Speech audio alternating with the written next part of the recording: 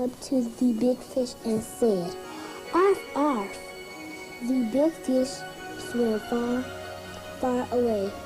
The other sharks like Arf now. "We like Arf," they said. Do you like reading, Christopher? Why? Because it's wonderful and I love it. And it's just that I want to read all day. How did you learn how to read, Josh? You can read, can't you? Yes. How'd you learn how? Because my teacher taught me how to sound things out. Oh, and that's how you learned how to read? Yes. Do you like reading? Yes. Why do you like reading? Because it's fun learning and reading, because reading helps you all the way through your life. Hello, I'm Phyllis Haddocks, Director of the Follow Through Project based at the University of Oregon. I'll be your trainer as you participate in intensive training on the beginning reading program from the most successful educational approach ever developed, direct instruction. DI programs are designed to be fail-safe, so if you follow them faithfully, they will empower you to teach all students, even those who are usually considered to be the hardest to teach. Soon we'll get into the hands-on training and nitty-gritty details of the reading program, but first I'm going to provide you with some background information, a little about myself and more about DI, the history, research, and philosophy. In the late 60s, I was a reading specialist who had tried every method and material to teach what we now call at-risk students. Then one spring day in 1970, I was talking with my supervisor. She said that she'd been piloting some new material that seemed to be working very well. It had been successful in some inner city somewhere or other, and when I asked her what it was and what she did with this new approach, she said, "Well, I clap my hands a lot, I snap my fingers, and pretty soon the students are reading, but I don't know why." I thought, oh boy, just another weird educational fad. At the end of summer break, I got quite a shock when I returned to school because I found that the new program was mandated for all of us reading specialists. Fortunately, we had a DI teacher trainer in the district to assist us. I started using the program, and the first thing I noticed was how long the children were able to pay attention and how much they seemed to enjoy this new approach. In a short time, the miraculous happened. Those kids were reading. Since then, I've worked as a DI teacher trainer, author, and implementer with thousands of teachers and their students, and I've never seen a student who couldn't be taught to read with direct instruction. So now I'm extremely pleased to have the opportunity to share with you that experience, training, and information.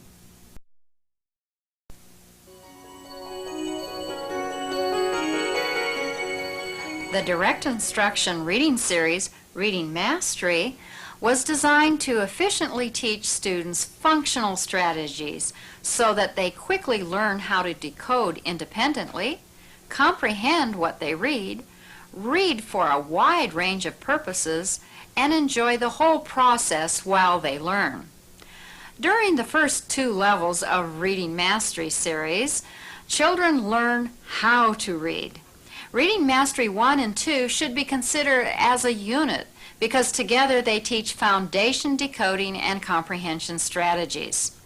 Level 1 is a unique phonics-based program using non-traditional alphabet, carefully sequenced sounds introduction, and the critical reading pre-skills that are ignored in most other beginning reading approaches. Level 2 makes a smooth transition into traditional print. These 2 programs are the 4th edition of the original DISTAR reading programs that achieved the highest student outcomes when compared to all other beginning reading approaches.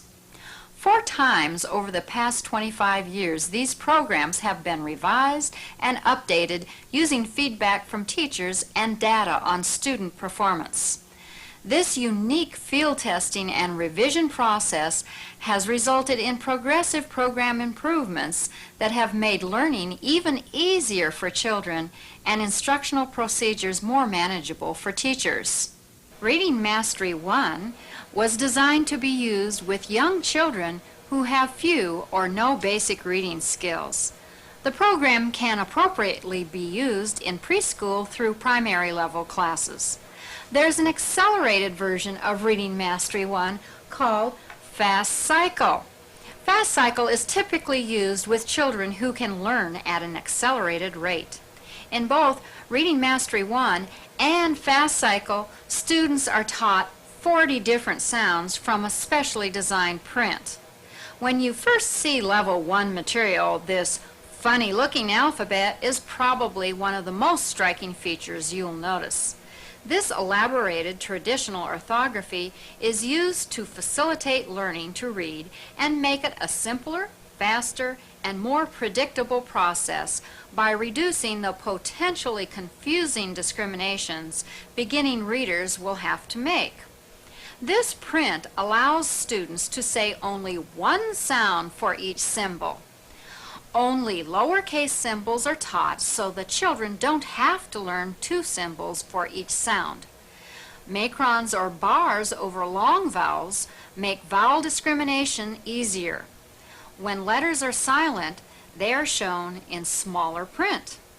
Other prompts include joined letters when they make one sound and altered symbols that make discriminations easier. For example, the B and the D, H and N, F and T, J and I. Also, the A is written as it is always seen in print. This A is easier to discriminate from B, D, P, and Q. During the beginning lessons of Level 1, in addition to sound-symbol relationship and symbol identification, students are learning other essential pre-reading skills, including sounds pronunciation and discrimination, left-to-right sequencing, and blending using auditory, visual, and kinesthetic modalities. So, with Reading 1 or Fast Cycle, children learn to read quickly by saying one sound for each symbol, blending the sounds in a left-to-right sequence, and finally saying the blended sounds at a faster rate to produce a word. By Lesson 28 of Reading Mastery 1 or Lesson 10 of Fast Cycle, students decode their first word. During remaining Level 1 lessons, sufficient practice is provided so that children gradually internalize the sounding out strategy and read by whole words. By the end of Level 1, children are reading stories, participating in following directions, comprehension games, and independently completing workbook exercises. These students have learned a strategy for reading many unfamiliar words. Their reading skills are far more powerful than if they had merely memorized the words. The result is not only a larger reading vocabulary, but greater confidence in their own ability to read independently. Reading Mastery 2 continues teaching children how to break the code using the prompted alphabet at the beginning of the program. Letter combinations such as AR and OU are presented. The transition to traditional print occurs as the prompted print is gradually faded. Macrons are removed as students learn to handle words with a final E, joined letters are unjoined, and capital letters and letter names are taught. Many irregular words are introduced. More complex comprehension and independent applications are presented. By the end of Level 2, children can decode and comprehend thousands of words. A fast cycle of Reading Mastery 2 is available. Reading Mastery 3 and 4 focus on teaching children to use reading as a tool to learn new information. Stories are carefully designed to integrate science and social studies themes. Reading Mastery 5 and 6 are learning through literature programs that teach complex oral and written applications, including interpretive comprehension, reasoning, and analysis. I'm reading a very, very old story today. It was written by an ancient Greek writer. Who remembers the name of that writer? Toshiba? Homer, very good. Just before he fell asleep, Polyphemus looked at Odysseus and asked him, "What is your name?" Cyclops. Who has an idea about what that would have been like if the Cyclops would have told the story? David, would you like to read us your point of view about from what the Cyclops would have said and thought about what was going on? Yes, the Cyclops. One day on my way home from Poseidon and my father, I saw a large ship on my island. It was a pretty big ship, so I thought huge people sailed in it, and I got scared. As you've seen, the Reading Mastery series is used to teach students how to read, then how to use reading as a tool to learn new information and as a source of enjoyment. The Reading Mastery series was designed to be the foundation of a total integrated language arts curriculum. Other direct instruction programs teach children receptive and expressive language skills. For example, the DISTAR Language 1 program was designed to teach young children the language of instruction, including colors, shapes, common information, following instructions, plurals, concepts of same and different, and sentence generation.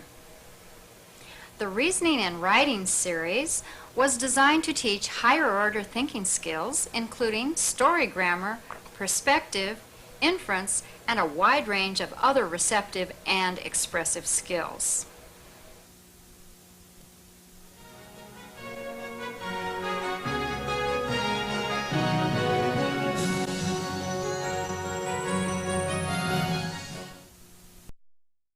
We designed this tape series to assist educators to successfully implement the direct instruction model. Not only will the tapes present the rationale for each type of exercise from a specific instructional program, its design, the teacher presentation, and the management strategies, the tapes will also demonstrate and provide many opportunities to practice the essential instructional techniques that teachers need to learn before working with students. To best use these training tapes, you should schedule sufficient time not only to watch them, but also to participate in practice as indicated on the tapes. Consider these tapes your own intensive pre-service and in-service workshops. You could watch them at home, but you need someone to act as your student. Ideally, you would work with other teachers during sessions scheduled at school. During peer practice sessions, other teachers can act as your students and also give you feedback. The first several tapes in this series provide the intensive training to teach the first level of the 6th level Direct Instruction Reading series. The following section of this tape will provide an overview of the entire reading series with emphasis on the first level. Although DI programs are precision teaching tools, they are, after all, just print on paper.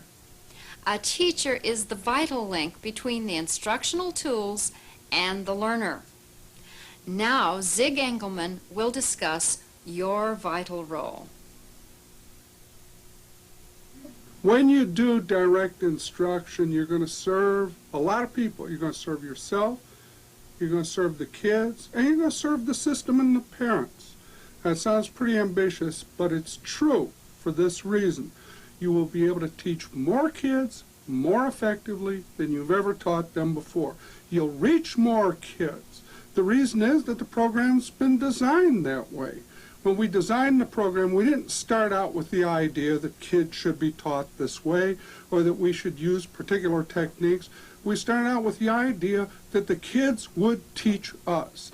They would make mistakes, and from their mistakes, we would learn that those are our mistakes. And we would fix up the program so that the program had the capabilities of working if you teach it according to the way it was supposed to have been taught. Now that means that you'll find a lot of conventions in this program that make it kind of unpopular in traditional or current circles. Like you will follow scripted presentations. You'll read or say exactly verbatim what the script says. And the script will cover all the activities in the program. We didn't start out with that idea. We scripted presentations because we found that the wording that the teacher uses makes a great difference in terms of how the kids are going to perform. Similarly, the use of signals to get kids to respond at the same time. We didn't start out with the idea that that was necessary. Rather, we derived signals because we found that teachers had problems. And they had problems because some of the kids were just parroting responses of other kids. If all the kids respond at the same time, we avoid those problems.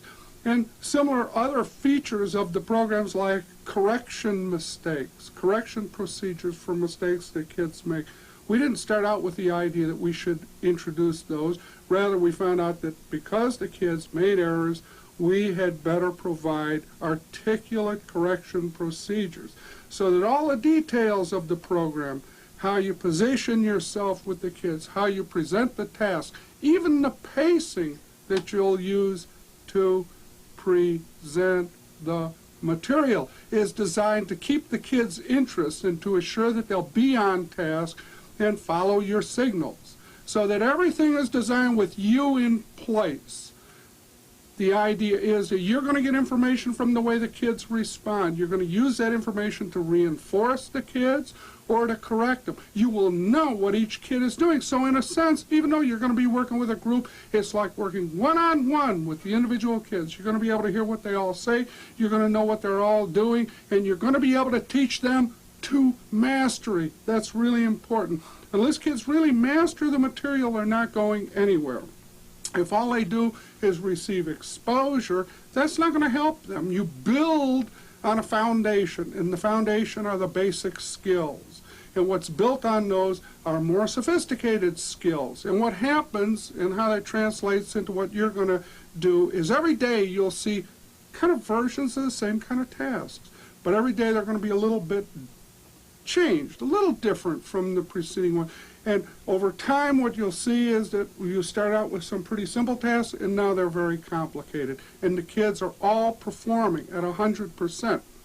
One of the reasons that happens is because the sequence is designed to make it happen. And another reason is that you're going to place kids so that they're able to perform at a good first-time correct percentage rate.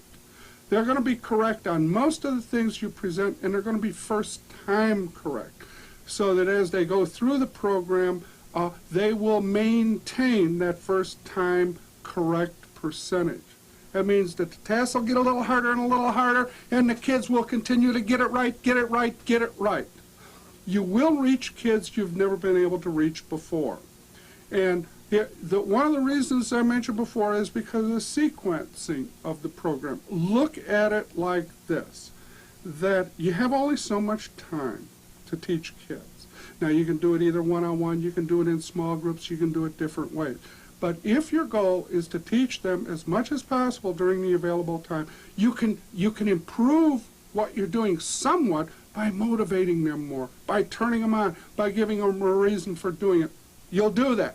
All right? But even after you've done that, now it becomes a question of how do you teach them? How do you teach them rhyming in a way that ties in with beginning reading? How do you teach more in less time? That's the game if you think about it. Some kids are behind. How do they get caught up? The only way that's going to be possible is if you teach more during the available time. So, we've tried to design the program so that that is possible. And actually, if you follow the programs, it is possible. Teaching more in less time means that we have designed the tasks in a way that they're going to communicate with the kids. If you present them as they're written, the kids will understand what you're saying, the kids will receive adequate practice, and they'll learn the material to mastery, and you'll be able to move on and do all those nice things about doing different tasks on subsequent lessons and kids learning more and ultimately mastering very sophisticated tasks. Kids that you never believed were capable of doing that. Okay, that what that means is that if the program is designed so that all of the kids can learn, it means that you're getting better information about your kids. For example, when kids fail, that tells not only about the kids, but that tells about you. That means that you have failed, that you have taught only a percentage of the kids. That's one of the things we're going to change, and that's one of the benefits for you. If all of the kids succeed, what are you going to do? You're going to learn two things. Some about yourself. You're going to learn, one, that you can teach all those kids. And more important, you're going to learn about a format, about a system, about the kind of tasks that the kids needed to learn that material. Like, let's say that you got kids who never learned to decode accurately before. They're word guessers, and they never really caught on to the game.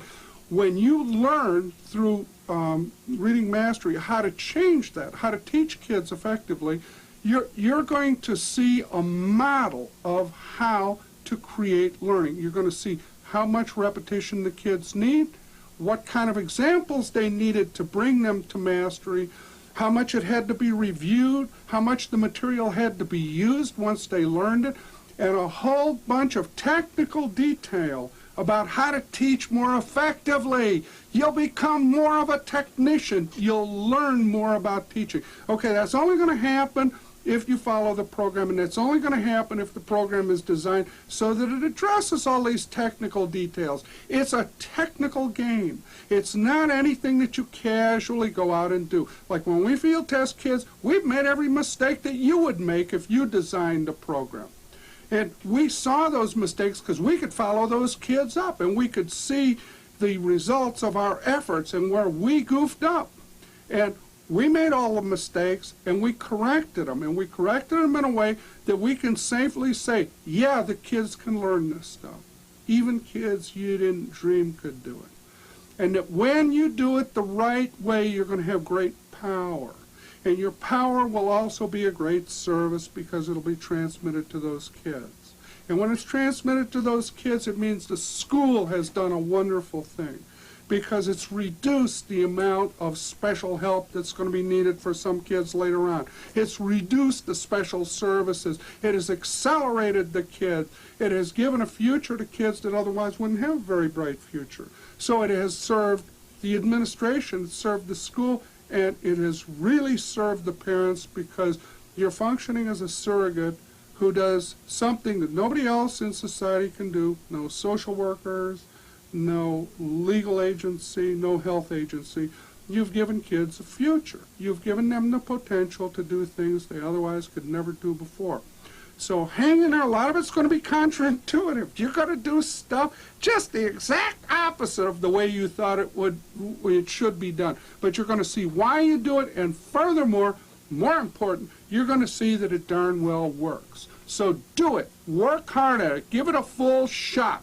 Do it according to the book and learn a model of doing it the right way. I guarantee you'll be a better teacher, and you'll be able to do things you dreamed about doing when you first started teaching and you know, may have been tarnished over the years. Good luck. If you have any questions, give me a call. We'll work it out. Thanks a lot. As Zig indicated, we provide support to DI implementers. Although follow-through was originally a research and development project, in the 90s our focus is to demonstrate at sites around the country and disseminate effective educational practices. What has made the direct instruction model of education so successful as compared with other approaches? Direct instruction is different in philosophy and design. The direct instruction model is based on a philosophy that has two main assumptions. The first is that all students can learn if they are taught appropriately, regardless of their previous learning experiences. The second is that all teachers can be successful given effective teaching materials and sufficient training and support. To put our philosophy in action, for over 25 years we have designed, revised, and expanded procedures not only for exemplary instructional programs for our preschoolers to adults, but also an entire training and implementation system that includes teachers, paraprofessionals, trainers, supervisors, administrators, parents, and other community members.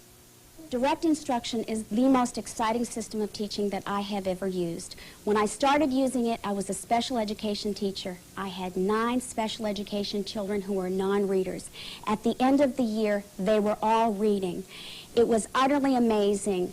Direct instruction made me an excellent teacher. I had always wanted to be an excellent teacher, but I had never been trained how to be an excellent teacher until I used this system.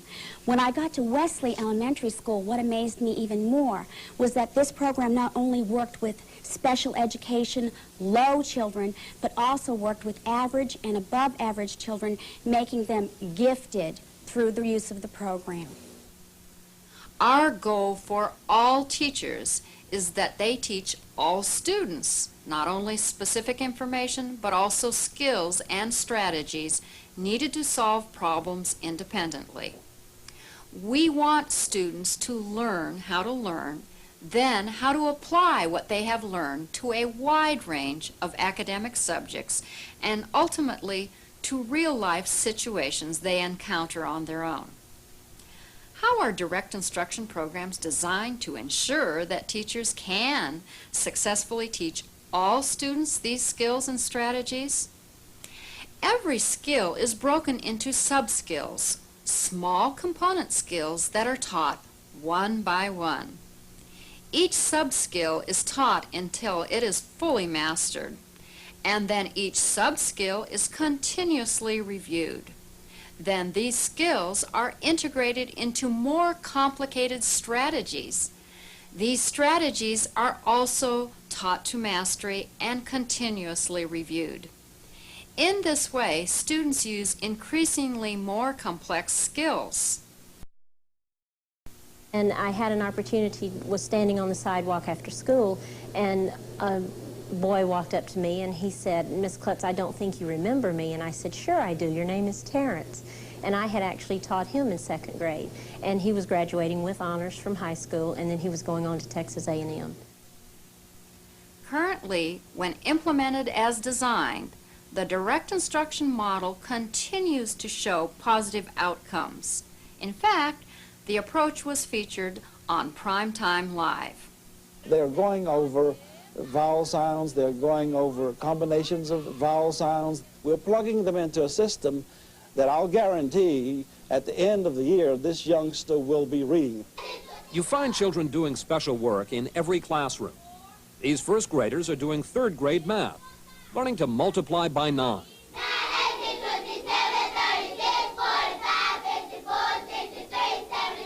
These 5th graders read Shakespeare and Steinbeck, and then compare and contrast.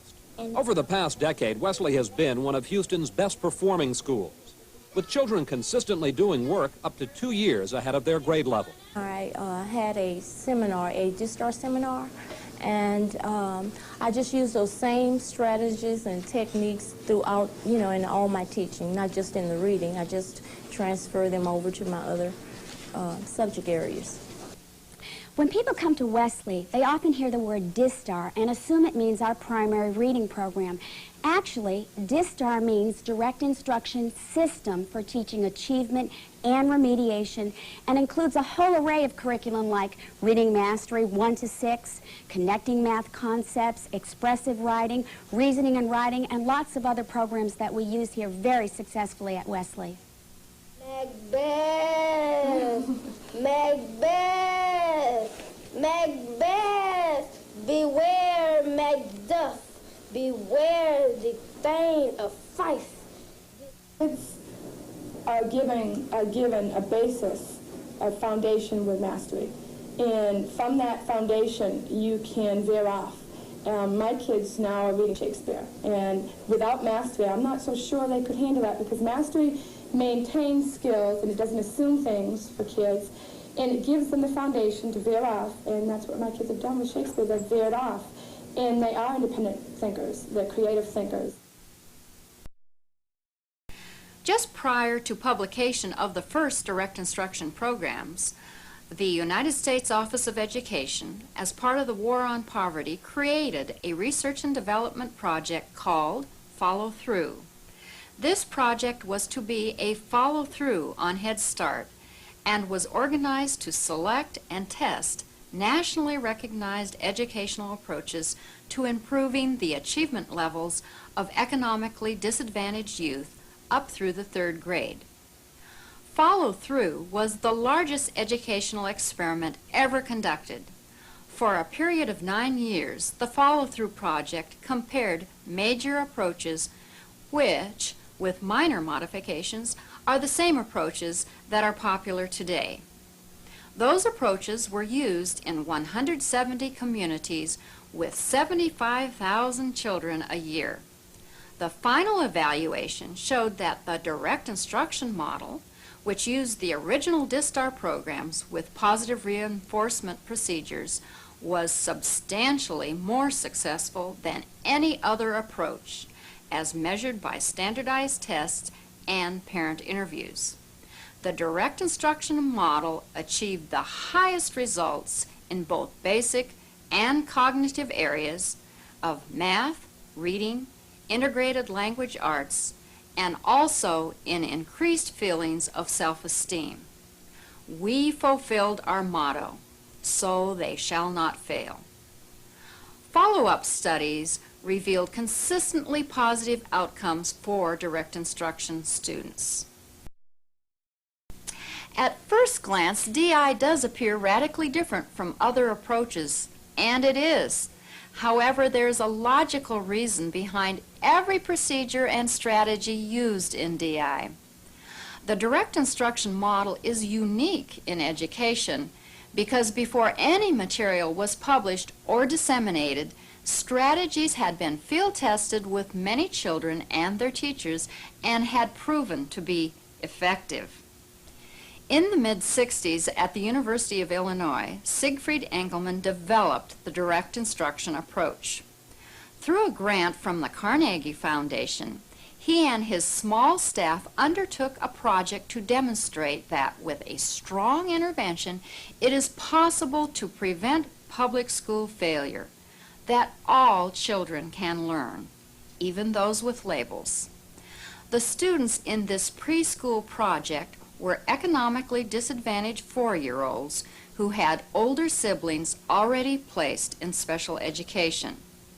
This low-income group is the same population as Head Start, but this project predated Head Start by several years. Children were maximally engaged in instruction during the available time, 2.5 hours a day. They received instruction in language, reading, and math, plus still had time to participate in other activities, such as music, art, and PE. And at the end of the 2-year grant period, that is when the children were 6 years old, the age to start first grade, the results were that there was an average gain of 20 points in IQ, a measure of language, and the students were performing at the mid-second grade level in reading and at the 3rd grade level in math. Count by 6 3 times. 6, 12. 18. 18. Very good. 18 over. Count by 1, 2, 2. 2. Okay, very good. Count by 2 times 7. 2, 4, 6, 18, 12, 14, 16, 17, 9. 9 is right. 18 over 2 equals how many holes? 9. So 1 whole A equals 9. 1 whole A. Okay, let's. How come we don't do no factory? How come we don't do any factory? No, we won't. I'm a wax. Why don't we do no factory? I don't think I like to do factory with you. I want to do some fractions. Fractions? What do you Yeah, want to do? fraction actions. Fractions. Uh-oh. Well, So? I heard him.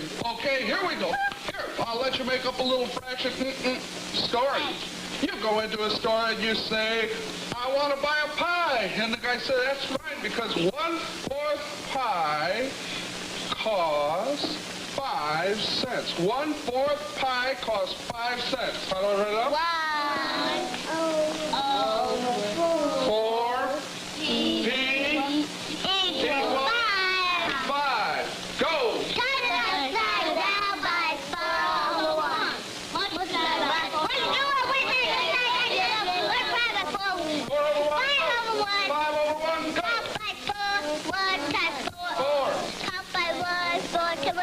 Four. 20 is right. 20 over 1. 20 over 1 equals 20. Right? 20 over 1 equals 20. So our answer is if 1/4 pie costs 5 cents, the whole pie costs 20 cents. What's wrong? $20. You put $20. Wow. You got to pay that much for a pie. Is that better? Is that better? Would you rather, do you think 20 cents is right instead of $20? That sounds right to me. After this stunning outcome, the developers decided that to replicate in public schools what was accomplished in the preschool, they would have to design programs that would be both instructional material and teacher training material. They wrote detailed scripts to try out with regular education teachers and their students. This original field test included 1,500 students and their teachers. The scripts went through 7 revisions and were finally published by SRA with the acronym DISTAR, Direct Instruction System for Teaching, Achievement, and Remediation.